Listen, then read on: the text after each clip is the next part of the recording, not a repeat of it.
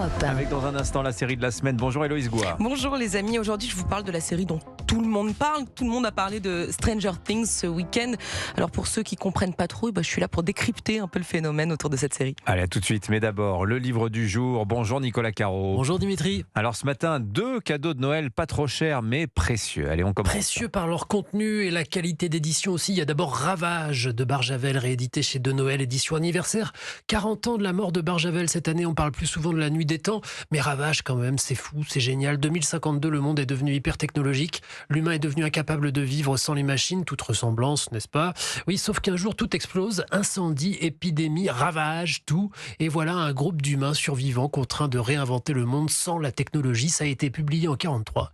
Mais ça n'a pas pris une ride, et en plus, il y a une préface de l'écrivain Abel Quentin, un livre qu'on lit, dit-il, à la lueur de l'incendie. Pas mieux. Oui, et d'ailleurs la couverture est très belle, on dirait vraiment les livres de la littérature jeunesse, là, très très attirant.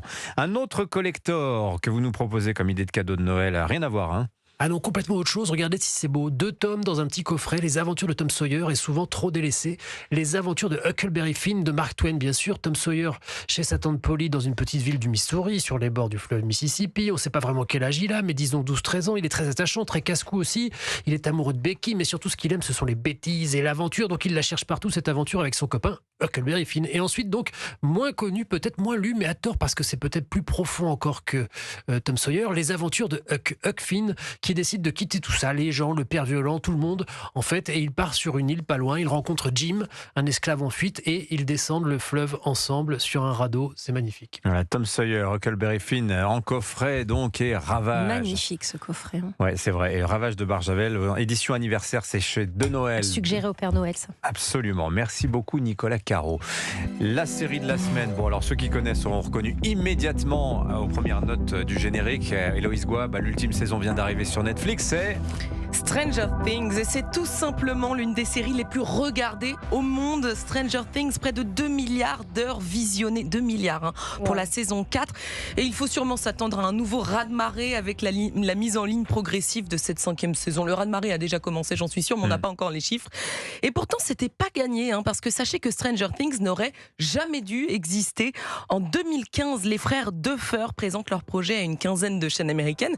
Toutes refusent. On leur dit oui, la science-fiction horrifique avec des enfants, ça ne marchera jamais, encore moins en série. Bien vu. Bien vu. Bon, finalement, c'est Netflix qui dit oui. Vous connaissez la suite. Voilà maintenant 9 ans que cette fiction bat tous les records. comment on explique un tel phénomène, Héloïse?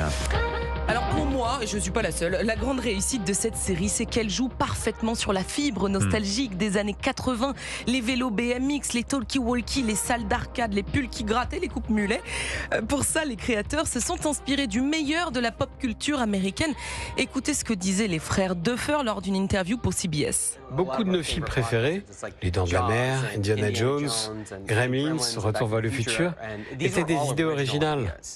Aujourd'hui, c'est devenu très difficile de produire ce genre de film-là. Ce qu'on s'est demandé, c'est est-ce qu'on pourrait revenir à ce style de blockbuster d'été, mais en l'adaptant dans une nouvelle forme? Et résultat, Stranger Things fait vibrer un imaginaire collectif familier. Il y a aussi cette manière unique de mêler horreur, humour, émotion et récit d'apprentissage, parce qu'on suit des ados. Et puis il y a ce lien affectif très fort. On a vu les acteurs grandir sous nos yeux. Souvenez-vous, Millie Bobby Brown avait 12 ans seulement au début. Elle en a 21 aujourd'hui. Alors forcément, ça crée une grande fidélité autour de la série. Bon, alors venons-en à cette nouvelle saison 5 qu'on attend depuis 3 ans et demi. Ça a été compliqué, le Covid a retardé les choses, etc. Non, la grève des producteurs, c'est ça? À Hollywood, exactement. C'est ça. Alors, qu'est-ce qu'elle vaut? Disons que les 4 premiers épisodes montent crescendo. J'ai trouvé que le 4e était bien plus spectaculaire que le premier, qui était un petit peu long. Et puis, il faut se rappeler des saisons précédentes pour comprendre un peu la première saison, le premier épisode. Tous sont très longs, jusqu'à 1h20. Et ça renforce ce côté blockbuster découpé en chapitres. Et je trouvais qu'on sent déjà bien que les créateurs veulent offrir une conclusion à la hauteur de cette saga culte, dont chaque épisode coûterait près de 30 millions de dollars en épisode. Et ça, c'était le cas pour la saison 4. C'est peut-être plus pour la saison 5. En tout cas, le public approuve. Les réseaux sociaux sont en ébullition depuis jeudi. Certains parlent déjà du meilleur retour depuis la saison 1. Mais pour assister au chapitre final qui refermera définitivement les portes de Stranger Things, il faudra patienter jusqu'au 1er janvier, Dimitri. Et puis c'est aussi toute une bande originale, une musique, c'est vraiment toute une ambiance. Stranger Things, donc sur Netflix. Merci beaucoup, Héloïse.